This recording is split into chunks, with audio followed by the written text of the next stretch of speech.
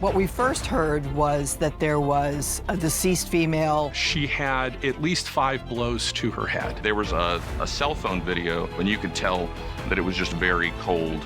She was the best mom I could ever ask for.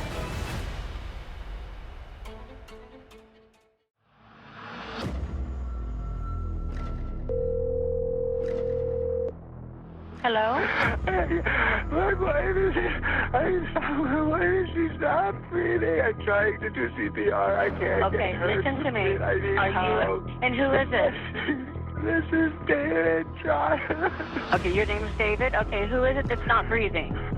My wife, I'm Shanti. David and Shanti Cooper-Tronnes had been married only a year when tragedy struck. According to David, they had a great relationship. They were very in love and had big plans for the future. My name is Barbara Sharp, and I was a homicide detective on this case for the Orlando Police Department. What we first heard was that there was a deceased female and that it was unknown cause. She had maybe slipped and fell in the bathtub. I found her in the shower.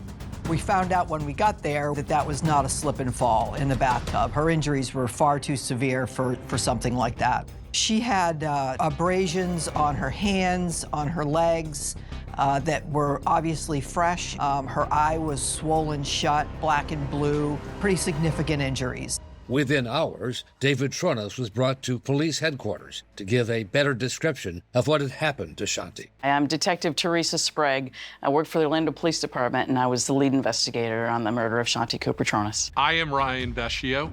I was the initial lead homicide prosecutor assigned to the case. The house where Shanti and David lived really epitomizes their relationship. It was purchased in cash, but David refused to put the house in Shanti's name. David called himself his own general contractor, and through David's desire to remodel the home, it literally was tore down to studs. As the construction dragged on for more than a year, Shanti and her son had to move into an apartment over the garage, where her body would later be found. You could easily describe the house as a money pit. Have you ever broken up? We had a couple fights. And has that happened since you moved where you are now? Because now we've got the added stress of the renovation. No, we're pretty. We love the. We love what we're doing to the house. We love the vision that we have for the house. She was frustrated with it being that she had to stay in that apartment for so long. My name is Dana Duran, and I am one of her best friends. She was super, super smart. She was an awesome mom. She was doted on him, and everything that she could do or give him, she gave to him. She was very outspoken, very strong, very determined. If she didn't like something, she certainly would tell you. She wanted to make that marriage work, but it was a little tough. His initial story was that he had last seen her in the morning, didn't really check on her. I'm William J., and I'm a homicide prosecutor in Orlando, Florida. He went about his own business. He took the dogs to the park and maybe ran some errands and went for a walk, perhaps gardened. And then towards the middle of the afternoon, he said he heard the water running and she wasn't responding, and that he went in and saw her face down in the bathtub. She's submerged, partially. Shanti's arm was up in a 90-degree angle, fixed, so that rigor had began. The medical examiner said the sign of rigor mortis indicated Shanti had been dead for most of the day. Do you know how long it takes someone to get stiff? So. Okay, I do. She had at least 5 blows to her head. She suffered an injury where she had fractures in the backs of her eye orbits, and there were marks around her neck that were consistent with a hand. What do you think would have caused the significant injuries to her eye? I don't know. Okay. It was exactly as I stated. Did you ever have your hand on her neck where you would have had to have squeezed it for any reason? Possibly when I was trying to pull her out of the tub.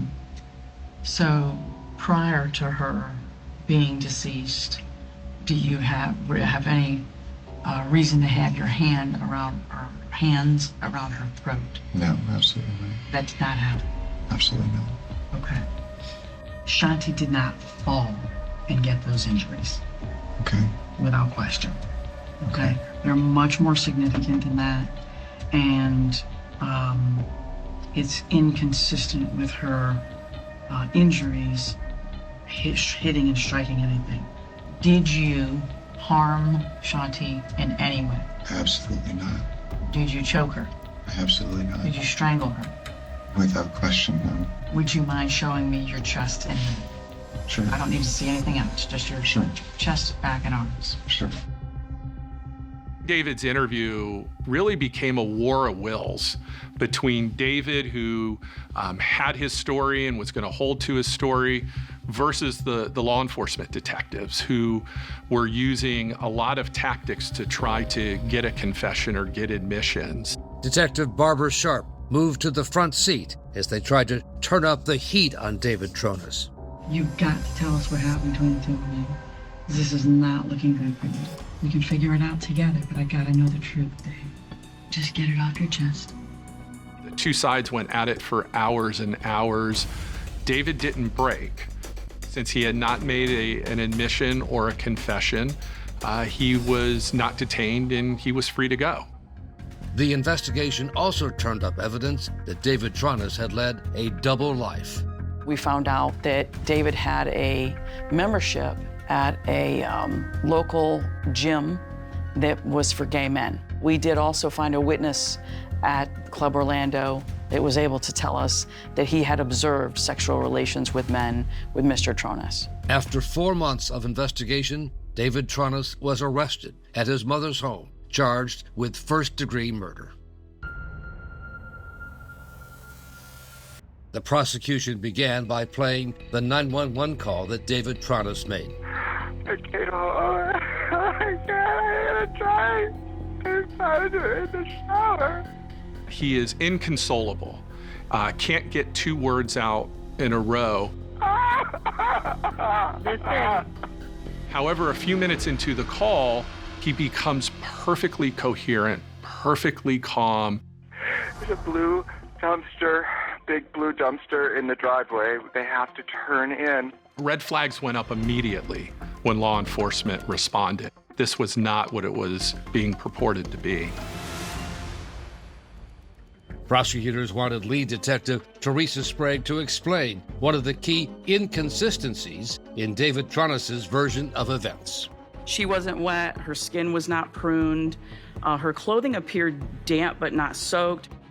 On cross-examination, Tronnes' lawyer questioned the detective's technique used during the interrogation. You go from asking questions to attempts at manipulating. Manipulating him to try and get him to say something that isn't true? No, absolutely not. No, I think we challenged him on the evidence that did not support his assertion of what occurred. State, you may call your next witness. Gary Utz. With the defense claiming Shanti's death was an accident, the testimony of the medical examiner, Gary Utz, was a key part of the prosecution's case. I believe that the cause of her death is a combination of the strangulation and the blunt head trauma.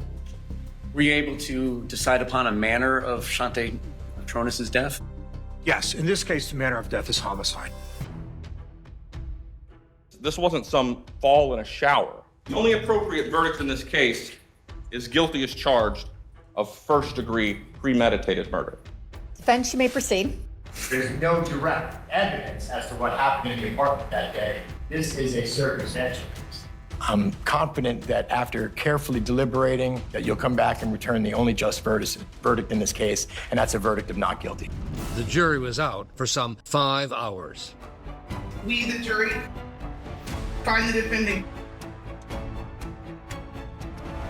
guilty of first-degree murder as charged in the indictment. The court will adjudicate you guilty. They'll sentence you to life imprisonment, and the court will be in recess. Jackson's now in high school. It's been important to Jackson and his father that people don't forget victims like Shanti. They've gone to the beach and gotten flowers and handed flowers out to other mothers just to say Happy Mother's Day. And it's just such an unbelievable recognition and memory of the mother that he wishes was still here.